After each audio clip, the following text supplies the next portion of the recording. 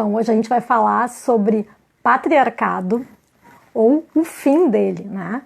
Primeiro começar para pontuar a origem do termo patriarcado, que é uma palavra grega, de origem grega, que significa poder, comando do pai, seria literalmente, né? Mas a gente, por extensão, pensa no comando masculino. Mas o que a gente vai falar aqui sobre uma palavra tão antiga? O que isso tem a ver com o período atual? Pois isso que a gente vai descobrir, então, conversando com o historiador João de Los Santos, que já está na área. Vou chamar ele aqui, então, para essa conversa.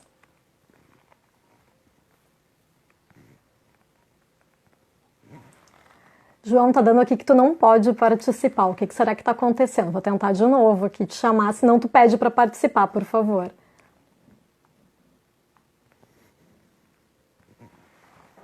Não sei o que está acontecendo aí com a tua internet. Tenta, de repente, entrar na live e sair de novo, por favor.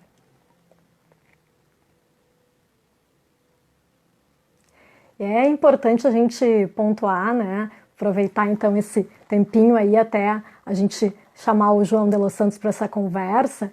É importante pontuar que por que a gente conversar sobre o fim do patriarcado no meio de uma pandemia? Parece uma coisa tão deslocada em um certo sentido, né?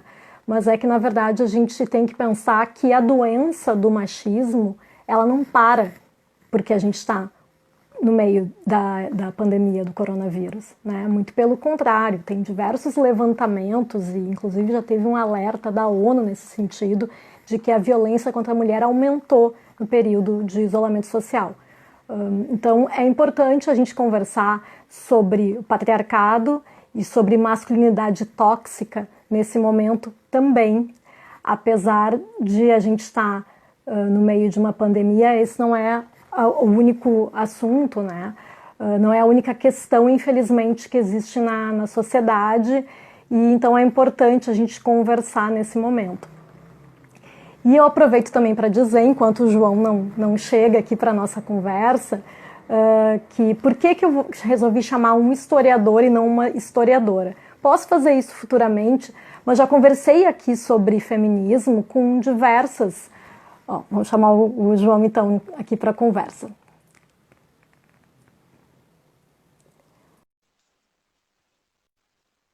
Chegando aqui para o papo.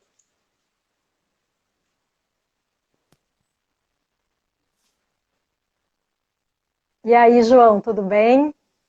Oi, tudo bom? Tá me Tá ouvindo me bem ouvindo? aí? Sim, estou te ouvindo. Então, quando tu estava aí enquanto tu estava para entrar aqui, eu ia começar a falar porque que eu resolvi te chamar para essa conversa e não uma historiadora, né?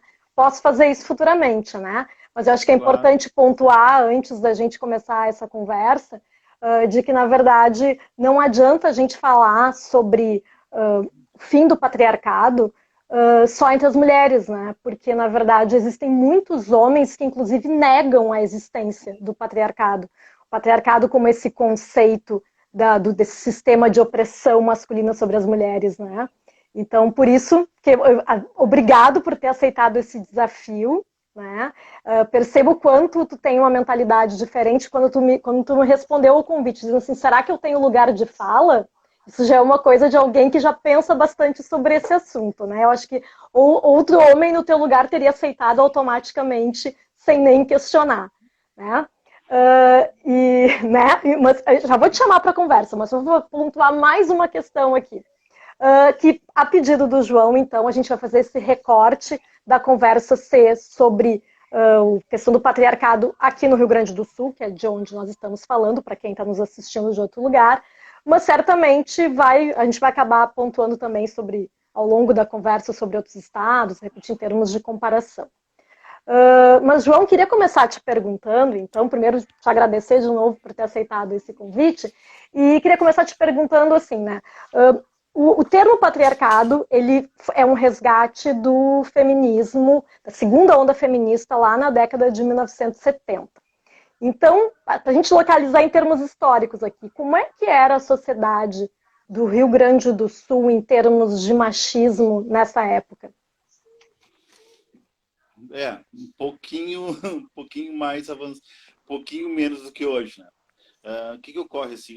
Não só as mulheres, a partir da década de 70 e mais acentuado na década de 80, vários movimentos de afirmação de mulheres, movimento negro, movimento gay, que depois hoje é LGBTI, enfim, eles começaram a marcar presença através de uma certa posicionamento de visibilidade, né? Que eles achavam necessário, obviamente, né?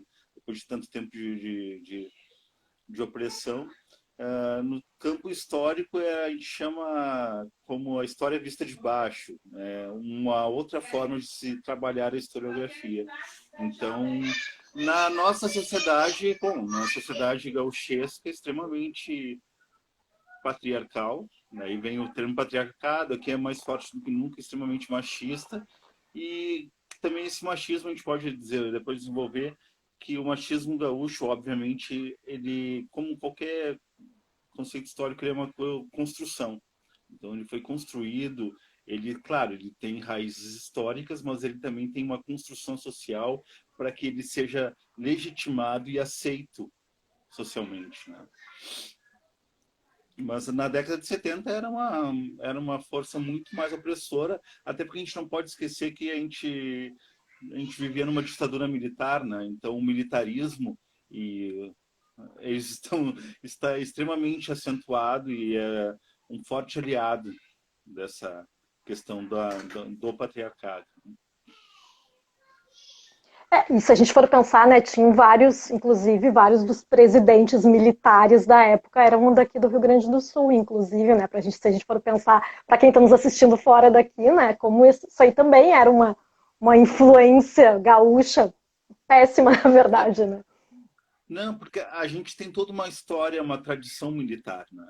A própria formação do Estado do Rio Grande do Sul, ela se deu através de doação, digamos, a formação, eu estou falando da formação branca, tá? Essa formação indígena que já habitava aqui. A formação militar, a formação do Estado do Rio Grande do Sul foi através, principalmente, de concessão de terras dadas para militares, para que eles ocupassem e aqui ficasse uma situação de proteção frente à ameaça de invasão espanhola.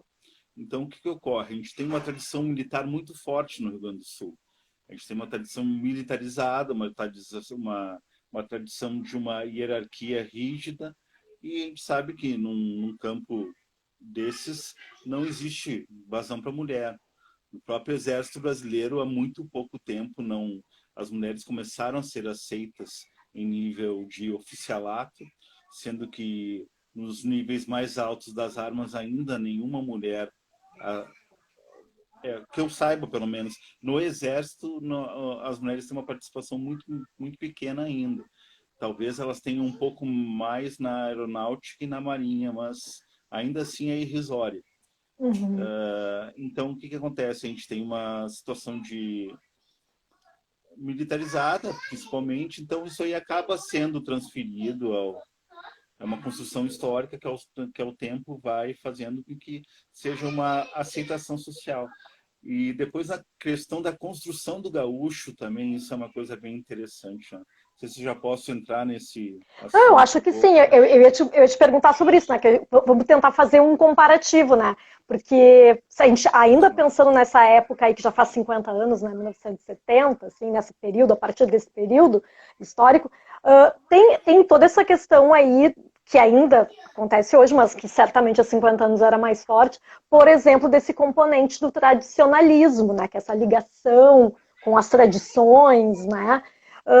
Será que a gente pode dizer que será que o Rio Grande do Sul ele pode ser considerado mais machista do que outros estados brasileiros por causa dessa questão dessa raiz conservadora do tradicionalismo? Eu costumo assim, particularmente, associar muito a questão do. O Raul Seixas falava que o Rio Grande do Sul é a verdadeira Bahia. Para brincar um pouco com essa questão, eu acho o machismo nordestino parecido com o machismo gaúcho. Assim. Nós temos uma construção machista muito parecida com a nordestina. O nordestino também é muito machista, né? E geralmente essas questões de âmbito rural o machismo predomina muito. Então, talvez por isso a questão da caatinga tem uma questão machista, enfim. Mas no Rio Grande do Sul é interessante a gente pensar que, assim, a partir de 35 se dá essa construção dessa imagem de gaúcho que nem nós temos, né? E também se dá a construção da personagem feminina, né? Se o Centro de Tradições Gaúchas, eles transformaram... Se vocês ouvirem aí, a Bibiana, minha filha, Ela tá bem feliz aí, brincando ela aí tá ao feliz, fundo. ela estava de aniversário ontem, então a euforia ainda não terminou. Mas voltando, então assim, se começou a se construir essa imagem do gaúcho, porque antigamente que era destinado gaúcho? Gaúcho era aquele termo utilizado para aquele cara errante, para aquele vagabundo que não tinha emprego fixo, enfim. E a partir de 35, um pouco antes, enfim, é um processo que eu não vou entrar em detalhes agora, mas começa a se construir a imagem de um gaúcho ordeiro, um gaúcho trabalhador, porque tinha que ser um gaúcho branco, essa é a verdade. Um gaúcho que juntasse todas as características positivas de um povo trabalhador, adequado a um modo de trabalho. Em relação à mulher, o que se construiu? Em relação à mulher, se construiu o nome de prenda. Prenda era a mesma coisa que, se você fosse comprar tecido, você comprava uma prenda de tecido. Ou seja, prenda mais ou menos associada à ideia de coisa. Embora os tradicionalistas eles venham com toda uma construção que prenda era uma música dos Açores, que a gente sabe que não, a gente sabe que prenda era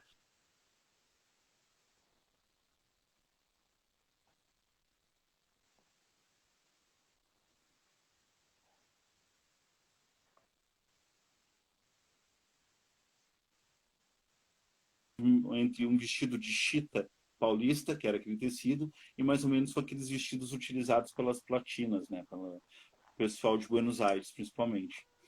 E porque a mulher gauchesca, digamos assim, como a gente chamava o gaúcho, a gente chamava de China, ou chinoca. O que era a China? A China era, geralmente, o próprio nome China vem da questão de ter os olhos puxados, mas os olhos puxados estavam mais relacionados à origem indígena do que à origem europeia ou chinesa, né? Porque não havia chinesa aqui, obviamente. Sim. Então, o que ocorre? E a China, ela era livre, ou seja, assim como o gaúcho, ele constituía vários relacionamentos, ele não tinha um relacionamento fixo, a China também não tinha. A China era uma mulher que se casava, ficava com outros homens, tinha filhos de mais de um homem, enfim. E numa sociedade, no momento que se faz uma refundação do mito do gaúcho, não se pode se fazer uma mulher que seja uma mulher dessas. Isso aí era uma mulher que não ia ser aceita numa sociedade, digamos, perfeita, que era uma construção idealizada, né? E aos poucos foi se substituindo a China pela prenda.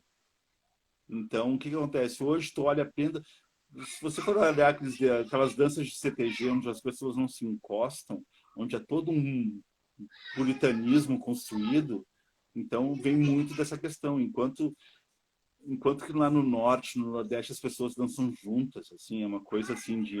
Aqui no Rio Grande do Sul, um distanciamento, a gente fez uma construção puritana que fez com que as mulheres obedecessem a um ideal que era o quê? Um vestido, que era um vestido completamente armado, que não tivesse em contato físico durante... Mas, enfim, então, se você for pensar, isso aí se construiu principalmente, se fortaleceu a partir de 35, que era o centenário da Revolução Farroupilha. E esse movimento de mulheres, que as mulheres começaram por uma luta de maior independência, se dá apenas 40 anos depois disso. Então, realmente, então você vai vendo que é um movimento que aos poucos vai crescendo. A gente sabe que tem todas as outras questões que estão envolvidas, a questão da inserção da mulher no mercado de trabalho, a partir do final da Segunda Guerra Mundial, as mulheres começam a participar mais ativamente da vida, a partir da construção... Só um momento. Só um momento. Filha, mais um pouquinho para lá. Desculpa. Voltando agora. Depois a gente vai falar sobre a questão da paternidade. Eu deixei mais para o final isso, mas a Bibiana está bem presente aí. Sim, ela está numa live com uma colega. As coisas modernas, há 5 anos ela faz lives. Então é isso, assim, me perdi um pouco, mas voltando a essa questão, assim, como é que era a mulher gauchesca e no momento que essa mulher se torna esse processo de emancipação, né? Então, realmente, eu considero particularmente o Rio Grande do Sul um local extremamente... Eu não posso falar, Flávio, assim, eu não posso comparar porque eu não vivi em outros locais. Então, realmente, eu só posso dar... Eu considero que eu só posso dar uma opinião mais sobre outros locais quando eu moro em outros Uhum. locais. Mas, assim, em termos de experiência de vida, assim, por exemplo, assim, muitas vezes as mulheres catarinenses eram taxadas pejorativamente de mulheres fáceis, porque os gaúchos iam no verão e se relacionavam com elas. Então, o que é uma mulher de vida fácil? Então, tem dois termos pejorativos no Rio Grande do Sul, a mulher. Tem o termo pejorativo a China, a chinota, e tem o termo pejorativo as catarinas. Uhum. A própria Anita Garibaldi foi uma mulher que foi transformada a sua visão histórica. No primeiro momento, a Anita não tinha uma visão muito boa, porque a Anita foi uma mulher que abandonou o seu marido, que era cabeleireiro, para ficar com uma pessoa estrangeira, que era o Garibaldi. Ao largo da história, foi construído também que a Anitta era uma heroína, porque se precisava também o quê? Se precisava se construir uma... Porque, na verdade, eu considero a Anitta, de certa forma, heroína, né? Mas a construção da Anitta foi essa construção do quê? Foi uma construção das mulheres. As mulheres que foram lá. Não, só um pouquinho. A Anitta não era uma prostituta que fugiu com um italiano.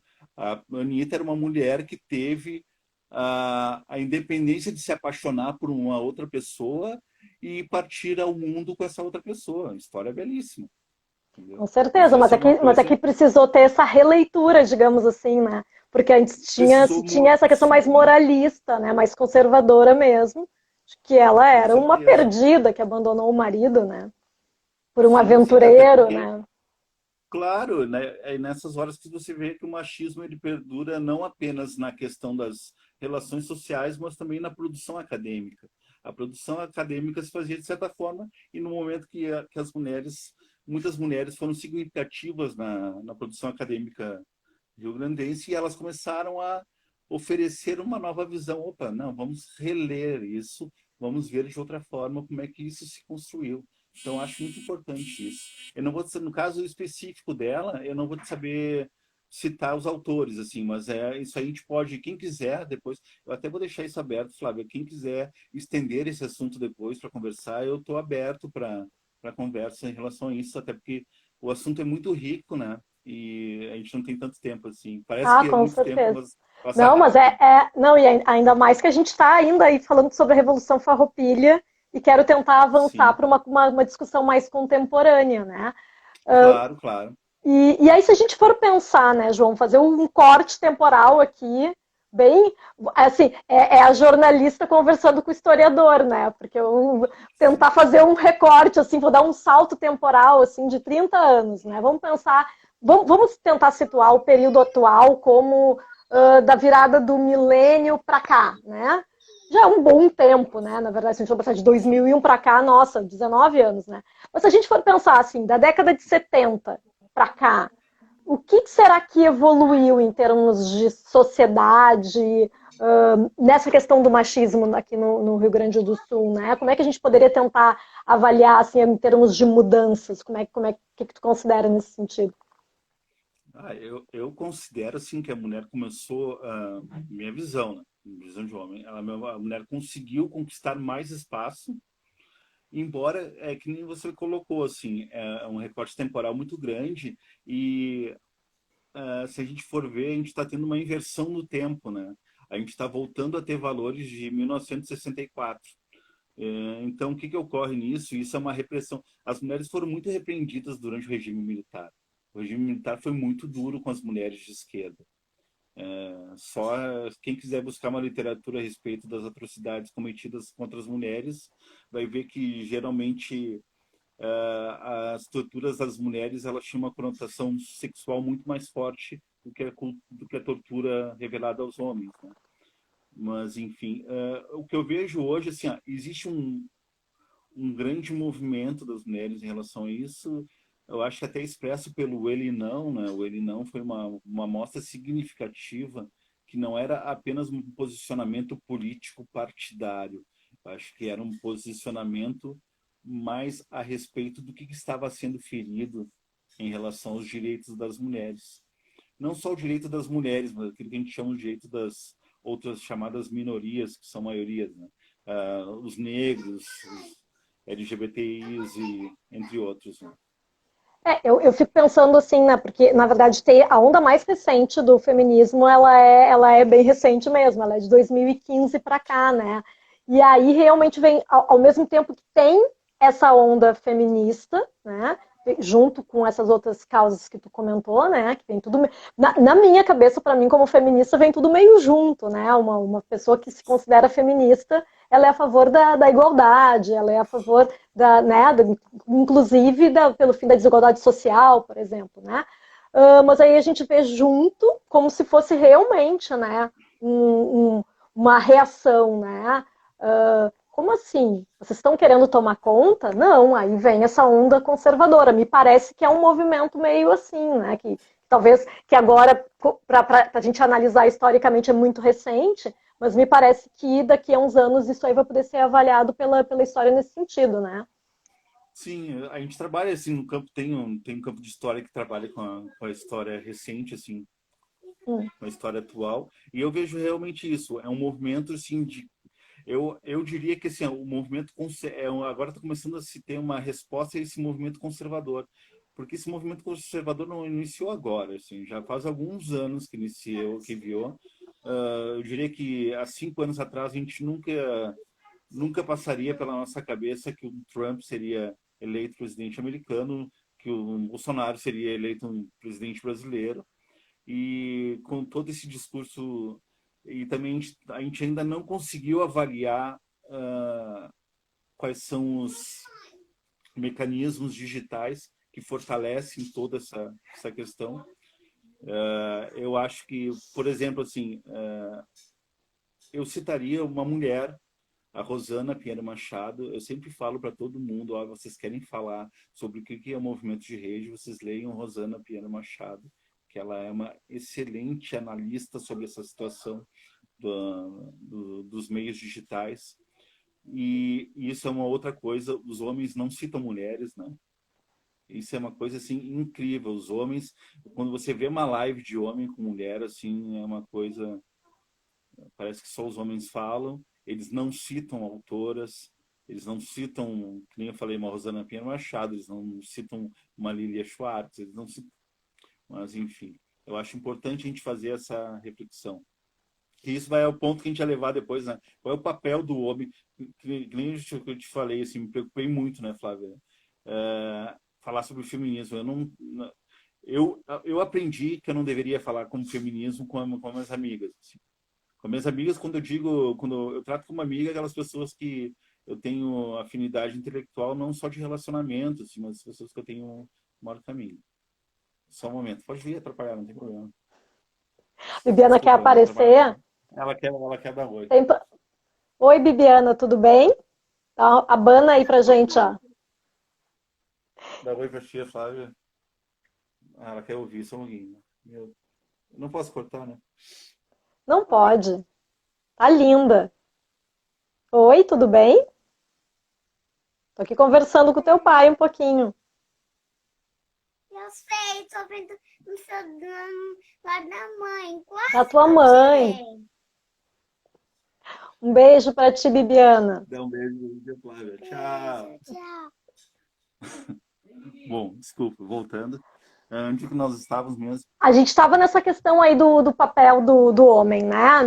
Assim, porque eu fico pensando muito nisso, João. Um dos motivos de eu ter te chamado para essa conversa é porque, por exemplo, existe uma negação, e eu me prestei a pesquisar para fazer a divulgação da live aqui. Eu coloquei no Facebook patriarcado para ver o que apareceria. Né? E, claro, apareceram publicações e grupos e coisas assim falando pelo fim do patriarcado ou destrua o patriarcado, que é uma das bandeiras, uma das falas do feminismo, né? Mas também tinham grupos a favor do patriarcado ou dizendo que não existia, mas com aquelas imagens bizarras que eram, sei lá, da década de 50, não sei, da mulher servindo o homem. Então, assim, diz que não existe, mas reforça essa visão conservadora. Não existe opressão, mas queremos que a mulher fique na cozinha. Então, é uma coisa um pouco incoerente, né? Eu não sei se esse tipo de conversa existe quando os homens estão sem mulheres por perto para fiscalizar. Não, o que existe, assim, existe um campo dos homens que é o campo de grupos de WhatsApp, né? Então, no campo do grupo de WhatsApp é a questão, assim, é a coisificação da mulher, né? A mulher é tratada como coisa, como objeto, enfim. Existe a questão mais de humor depreciativo, né? Obviamente, mas em nenhum momento é colocado essa questão de poder, porque não existe, é natural, entende? Não existe essa questão. Só existe uma questão de rebate nessas questões de redes sociais. Nas redes sociais, há movimento, nas redes sociais que eu digo, Facebook, Instagram nem tanto, Twitter, que há esse movimento de rebate a isso. São aqueles que são os que ficam mais assustados, né? Esses que se manifestam são os assustados, porque tem aquela grande maioria que não tem medo. Esse é o problema. Tem aquela grande maioria que não, para eles não afeta, e muitas vezes até não afeta porque eles não são afetados dentro de casa. Então a situação ainda é confortável para eles. Eles não são questionados dentro das suas casas, eles ainda mantêm uma autoridade que não permite seja questionada. E a grande questão é a discussão da autoridade. Eu acho que o movimento das mulheres está muito forte em relação a isso. A questão de que a autoridade é essa que é exposta. Mais ou menos como foi feito no movimento dos direitos civis nos Estados Unidos. Que história é essa que negro não pode sentar? Mas por que isso? Então, no momento que a autoridade é colocada em questão, se apavora, assim. Então, essa grande questão dos movimentos de homem é a questão dos homens, porque o machismo, os homens não discutem o machismo, não discutem entre si. E eu posso te dizer uma coisa que eu digo, que eu falo há horas, que o machismo ele também influencia muito negativamente a vida dos homens, porque o machismo ele é terrível desde a infância. É aquela história dos homens que brigam na rua, chegam em casa, apanham em casa, se não forem para a rua brigar de novo. É aquela questão de tu ser homem na tua adolescência, na adolescência tu afirmar a tua masculinidade, uma afirmação de masculinidade é tu ter diversas mulheres. Ou seja, a mulher usar aquilo que a gente falou antes, a objetivação. Objetivação não, enfim. Tornar um objeto, ver a mulher como um objeto. Vamos simplificar a palavra aqui. Sim, objetificação. Objetificação, correto. E outra coisa, e isso ocorre até hoje, assim, sabe? E o que acontece? E os homens têm alguns códigos no qual os homens são muito emanados de não denunciar o que os outros fazem. Então, por exemplo, ontem eu vi uma postagem, aquelas coisas assim, né? Eu vi uma postagem de um cara, assim, falando sobre amor, tudo. Daí uma amiga minha me manda indignada, assim, poxa, esse cara fez uma sacanagem com uma amiga minha. Então, do tipo assim, claro, a gente sabe que na rede social tu vende uma imagem que muitas vezes você não é, né? Então, na questão do machismo é isso, assim, tem muito cara que é e não aparenta. Mas é uma desconstrução muito difícil, Flávia. Eu diria assim, eu sou um cara que eu batalho muito para desconstruir essa questão o machismo que é em mim, entendeu? E eu te digo assim, que não é fácil, cara. Não é fácil. Quando eu vejo, volta e meia, eu tomo atitudes que depois eu penso, olha, cara, por que eu agi dessa forma? Sabe aquelas coisas que você age assim? Então, realmente... mas é porque é estrutural mesmo, né? Porque é isso, porque na verdade, assim, é uma estrutura da sociedade que a gente reproduz muitas vezes sem se dar conta, tanto que quando existem mulheres, por exemplo, que dizem, e que muitas dizem para mim, né, porque eu como me posiciono publicamente como feminista, me dizem assim, mas eu não sou feminista. Não, sabe, meio assustadas, assim, né? E aí eu comentei, tá, mas olha só, se tu, na época, né, se tu mora sozinha, se tu paga tuas próprias contas, tu não precisa do aval de um homem para nada, tu tem que agradecer pro feminismo, me desculpe, porque se fosse há um tempo atrás, tu estaria, tipo, separou, tem que morar de novo com a sua família, mas não vai ficar mal falada, tu tá morando sozinha. Então, às vezes, as pessoas, tem até uma página acho que é no Facebook, que diz, você é feminista e não sabe, porque existe uma carga semântica negativa que foi colocada em cima do feminismo, e aí e das suas derivações, né? Que daí esse tipo de cara que diz que o patriarcado não existe, ou que é uma grande bobagem falar sobre isso, é o cara que chama a mulher de feminazi, é o cara que diz que toda feminista tem o sovaco peludo, e que pode ter ou não, isso é uma escolha da mulher. O que, que o cara tem a ver com o sovaco alheio, né? Mas eu acho que é sempre Por que nesse incomoda? sentido. Eu também não sei por que A pelos grande questão, incomodam, né? por que os pelos da mulher incomodam tanto os homens, entendeu? E aquela coisa, por que o homem não incomoda nada a mulher, entendeu? Tipo assim, o homem não transforma o seu corpo, e quando o homem transforma o seu corpo esteticamente, ele não deixa de ser homem, ele é gay, porque ele transformou o seu corpo, porque ele fez a sua sobrancelha, porque ele pintou seu cabelo, ele deixou de ser homem. E a mulher deixa de ser mulher porque ela para com a obrigatoriedade de raspar os pelos debaixo do braço. E é significativo no momento que a mulher. Eu acho tão significativa uma. Eu acho que a primeira coisa que nem você colocou, né, Flávia? A mulher não é obrigada a fazer. Se ela quer, ela faz. E se ela faz, o corpo é dela. Meu corpo, né? Entendeu? Então é tão significativo uma mulher não fazer seu. Não depilar seu corpo, quanto era significativo na década de 70 você fazer um cabelo moicano, que era uma referência, que era realmente. Hoje em dia até o Neymar fez, mas na década de 70 era significativo. E realmente, hoje em dia não é tanto. Mas por que essa questão. A grande, quando ele se reage, eu fico pensando sempre, por que isso incomoda tanto? Por que tem que se obedecer a um padrão de beleza que é isso?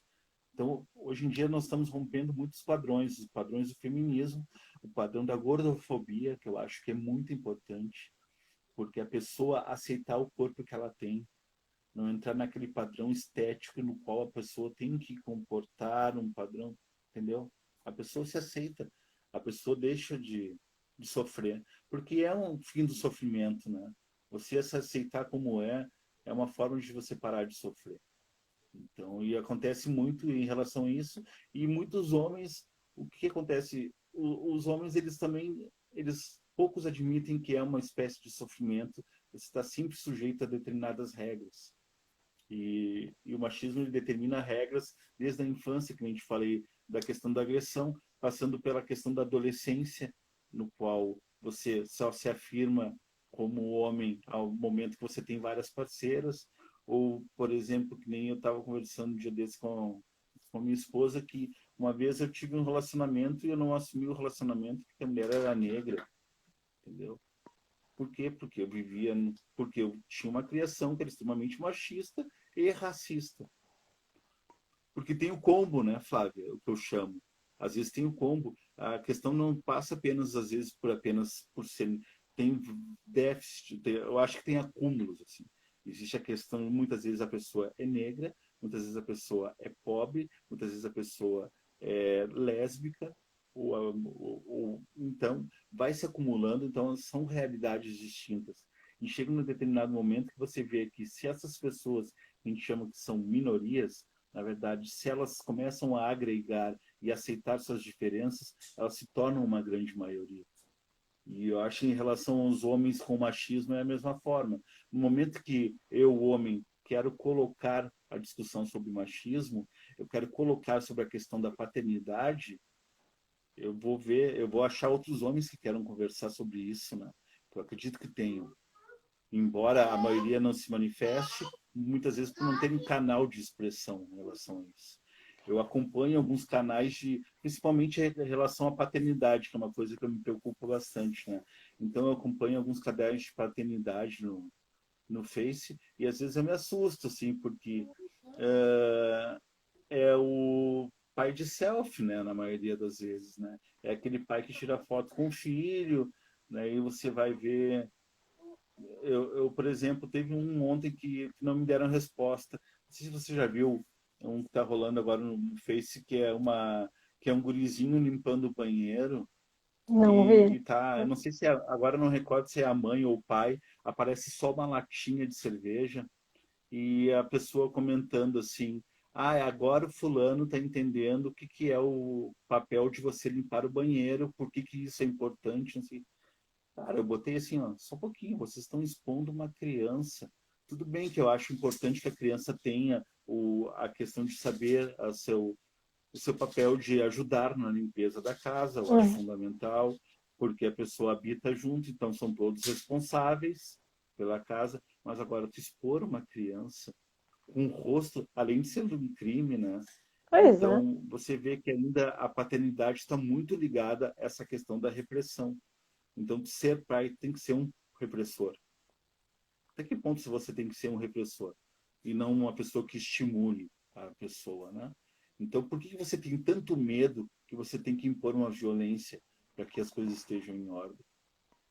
Essa é a questão, assim. A questão do patriarcado é a questão do medo do poder. Uhum. É o Mas grande... isso que eu ia dizer, né? A Porque se gente... é um sistema de opressão, como a gente fala, né? Do patriarcado, como ele é considerado pelo movimento feminista, sistema de opressão. O cara que é a favor do patriarcado, ele não oprime só a sua mulher, ele também tem que ser um pai opressor, essa figura de autoridade que é de quem tem. As pessoas, tem que ter medo, né? Ele vai se impor, não pela autoridade natural que tem que ter, de ensinar, de educar.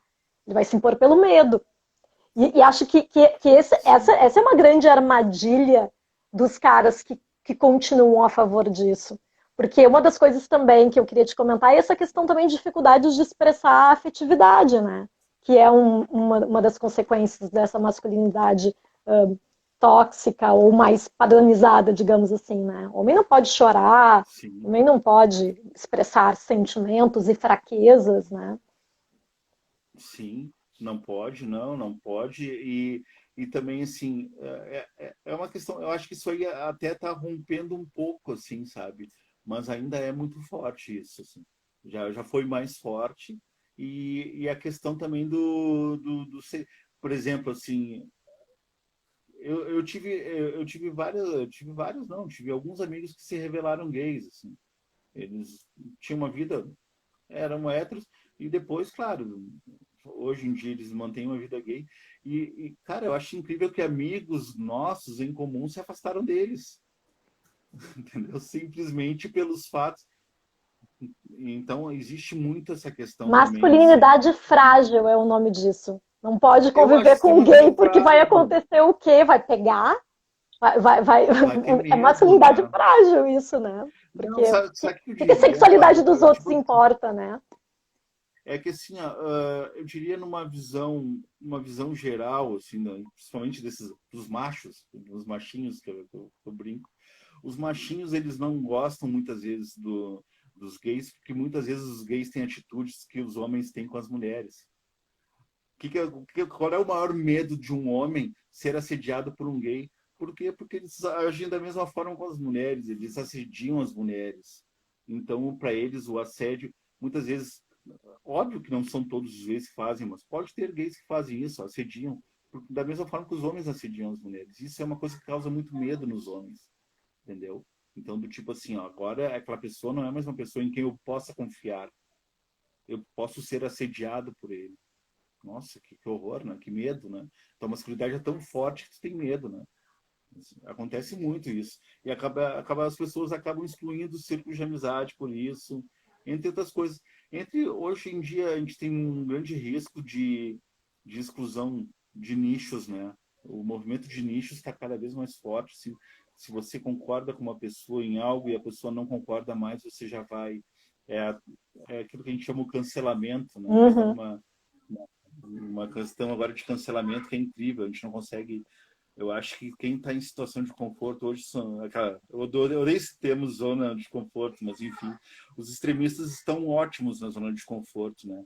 Quem acaba se quebrando são aquelas pessoas que buscam diálogo.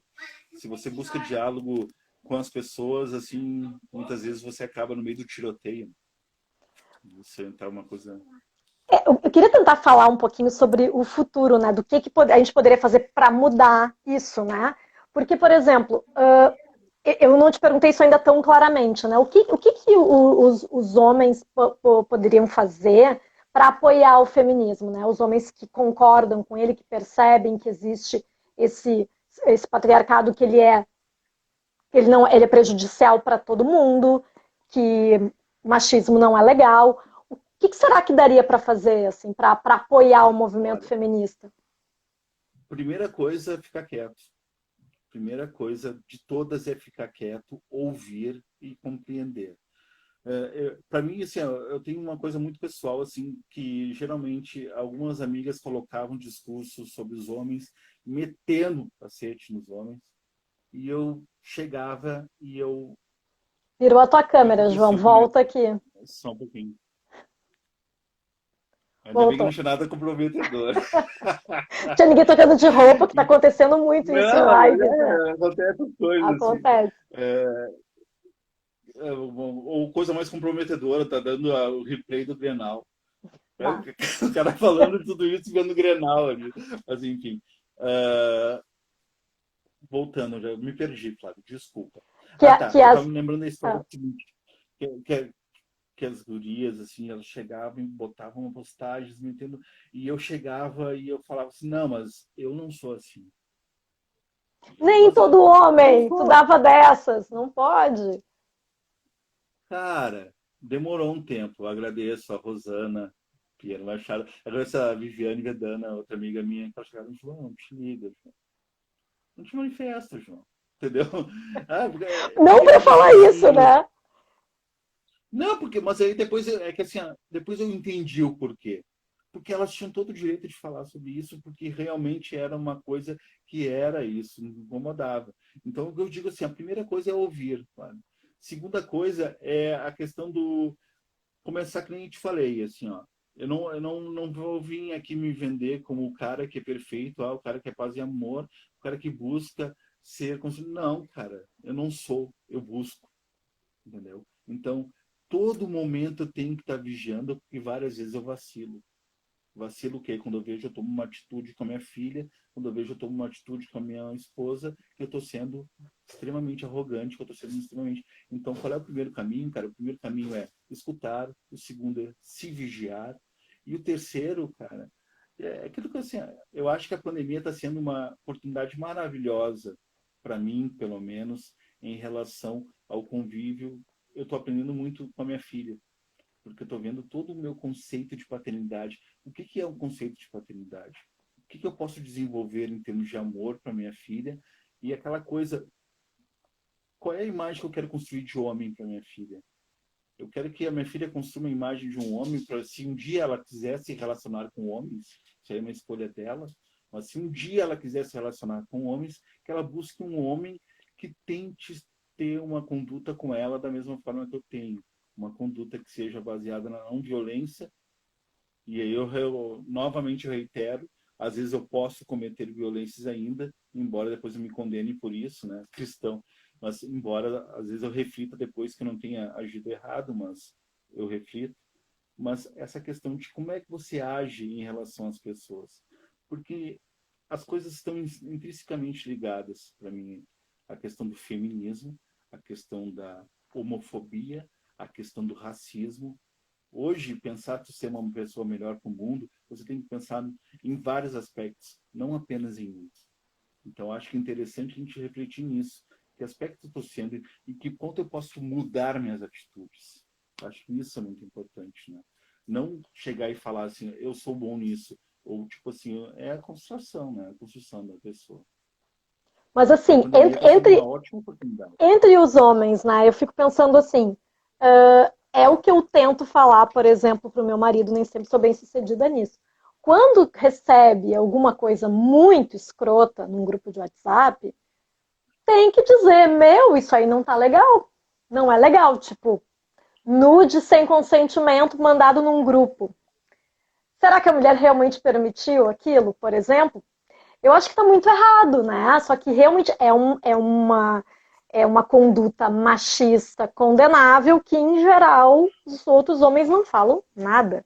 E acho que talvez um Olha, papel que seria legal, eu te digo assim, como mulher, seria legal se tivéssemos outros homens dizendo, ó, isso aí tá machista, isso aí não tá legal. Porque quando é uma mulher dizendo para os homens, não tem a mesma força. Eu acho que é um processo um pouco parecido que eu penso, sobre o que eu já conversei com amigas e amigos negros sobre o racismo. Quando um branco alerta outro branco, tu tá sendo racista, tem um peso muito maior, porque a pessoa não tá lutando em causa infelizmente, própria, né? Porque é isso, porque daí tu, não, tu consegue alertar e dizer, ó, tá errado. E quando uma mulher fala infelizmente, né?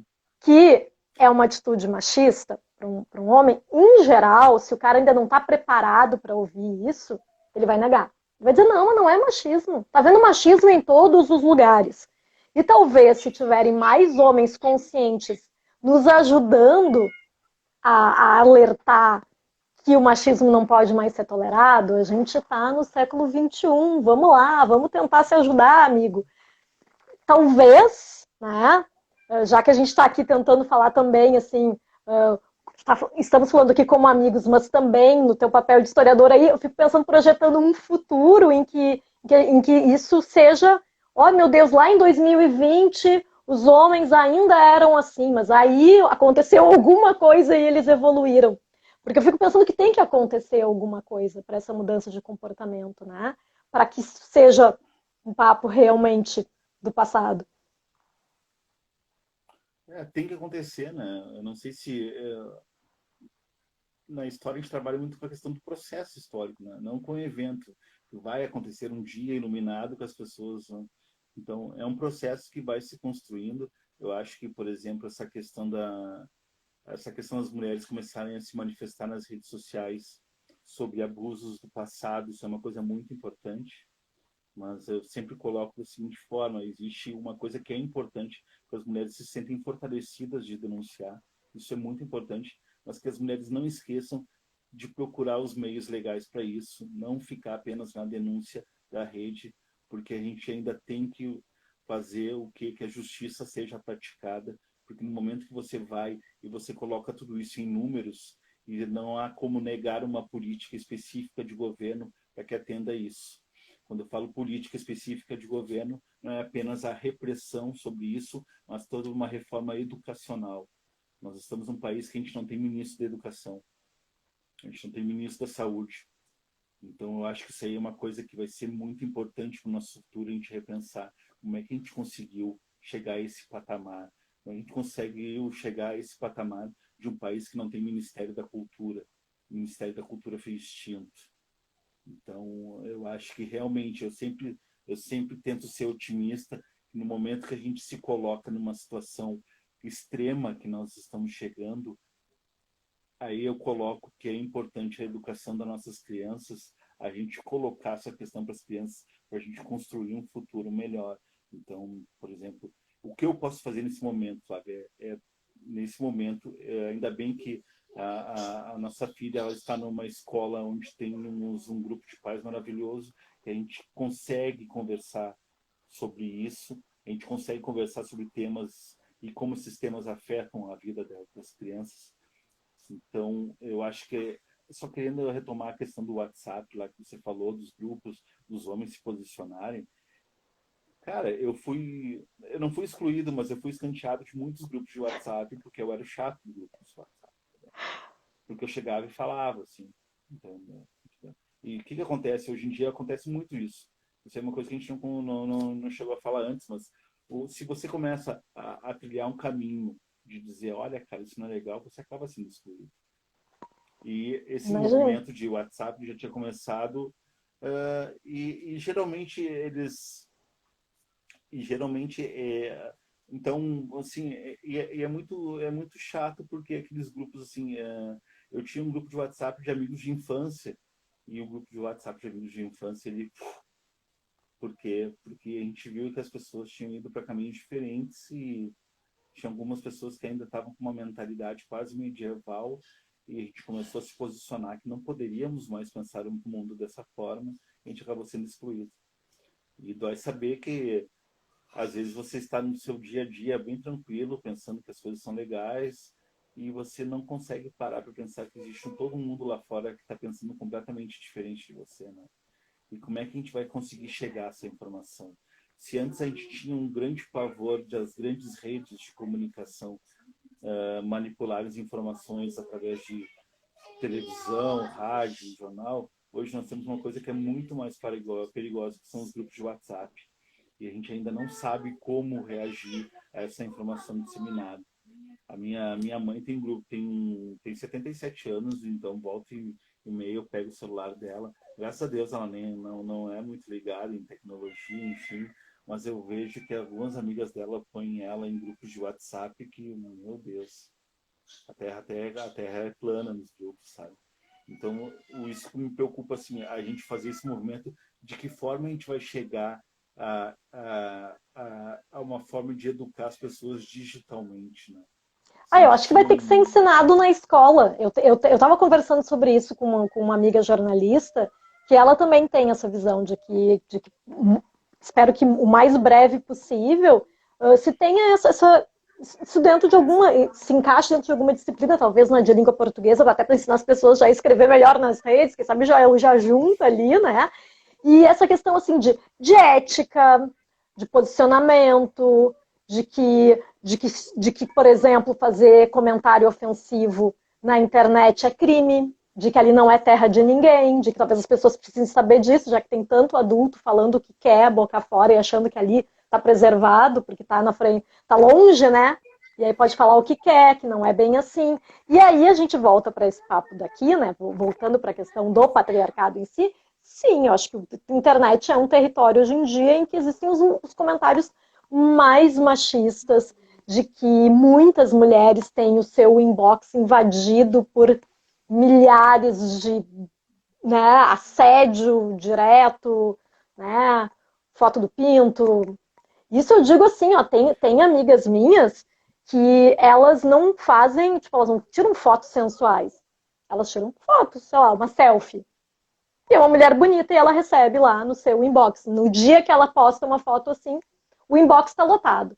Porque existe essa visão que eu não consigo entender, assim, masculina, de que é como se a mulher estivesse pedindo de alguma forma por isso, né? Ela está se expondo, então ela está pedindo. Eu não sou uma pessoa moralista, mas é que eu acho que isso aí tem que ser consentido, né? Olha, estou te pedindo um nude, me manda um nude. Agora, assim, uma pessoa que tu nunca viu na vida, quando tu vê, né? Então eu acho que isso aí faz parte dessa visão de que ainda muito conservadora, né? De que a mulher que se expõe de alguma forma, ela quer, ela tá pedindo, ela tá querendo. Eu fico pensando as mulheres que fazem nudes ou fotos mais sensuais nas redes. Eu fico imaginando, eu fico pensando que coragem e que paciência. Porque eu acho que é isso, né? Tem que ter muita paciência para aguentar isso. Né?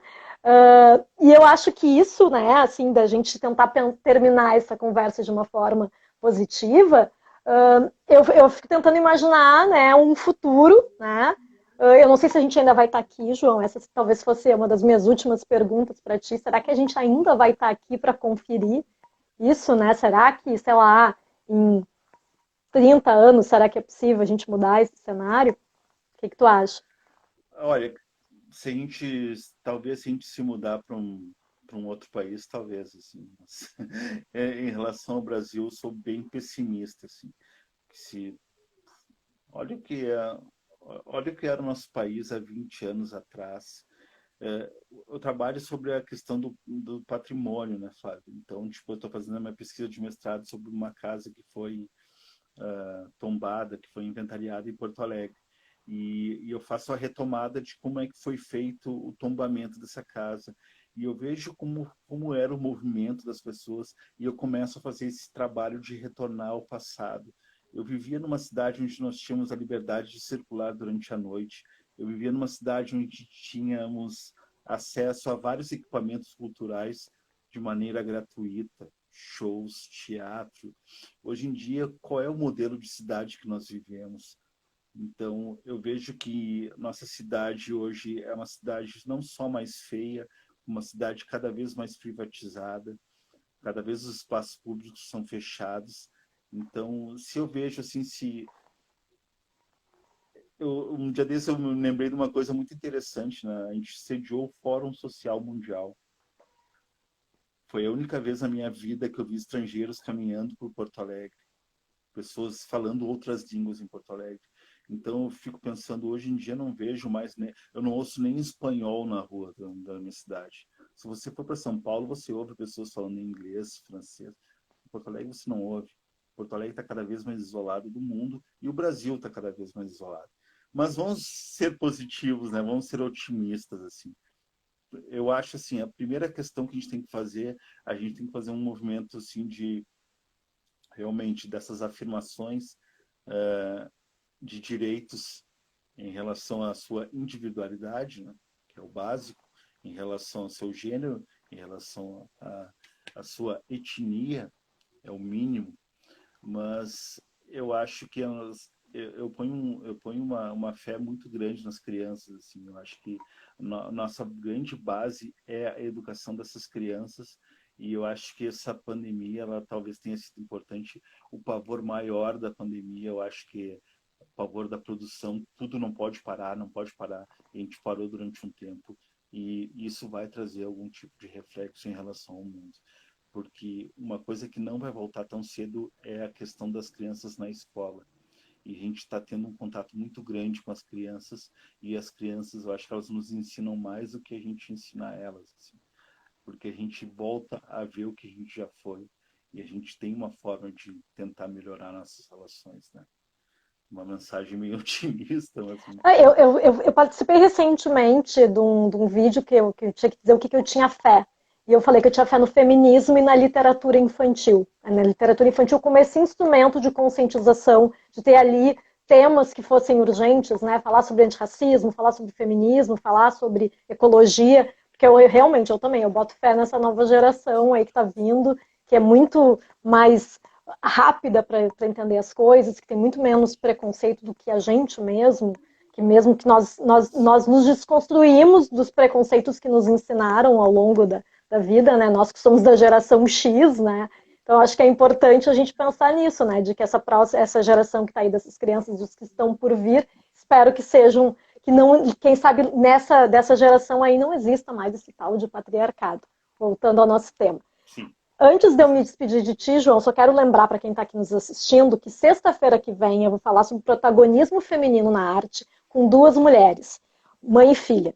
A poeta Daniela Boer Espíndola e a musicista Glória Espíndola. Então vai ter uma mulherada aqui. Mas eu também te agradeço muito ter esse papo, porque eu acho que é muito importante a gente falar sobre machismo e feminismo com os homens. Eu sou uma feminista que eu não sou radical nesse sentido, gosto de conversar sobre isso. E somos amigos há muito tempo, né, João? E tenho para te dizer que na minha avaliação, lá na década de 90, não era tão machista, não. Senão não tinha passado no meu crivo para ser meu amigo. Não. Cara, eu era produto do meio. Eu sempre falo assim, eu era produto do meio. Então, tipo assim, não é uma questão de tinha defeitos ou não. Eu era um produto do meio e muitas vezes eu tinha atitudes que eu simplesmente... Era uma questão de afirmação. Mas eu concordo. Tanto é que as minhas melhores amigas são amigas, entendeu? Tipo assim, as pessoas com melhor me relacionam são amigas. Então tem essa questão assim de... E não é à toa, né, Flávio? Você sabe, na minha vida eu fui... Meu pai morreu cedo, fui criado pela minha mãe, tinha uma irmã muito forte dentro de casa, né? Eu tenho um relacionamento já estável há quase 20 anos, eu tenho uma filha, então eu tenho todo um universo feminino ao meu redor, assim, com que eu aprendo muito, assim. Então, eu acho que uma coisa que eu não consegui colocar rapidinho, eu acho que assim, Menos de um a grande minuto. questão, menos de um minuto, não é a questão da afirmação do feminismo, da mulher como protagonismo, mas eu acho do gênero feminismo, eu acho o gênero feminino como protagonista. Mais amor nesse mundo, eu acho que o mundo precisa de amor. Isso aí, então. E as mulheres sabem melhor do que ninguém. E quero aproveitar para as mulheres que estão assistindo aí, se quiserem marcar aí nos comentários aqui do Instagram, aquele cara que está precisando ouvir essa conversa, marquem aí, tá bem? Então, até semana que vem. Obrigado, João de Los Santos, historiador. Obrigado, boa noite. Obrigado, Flávia. Boa noite.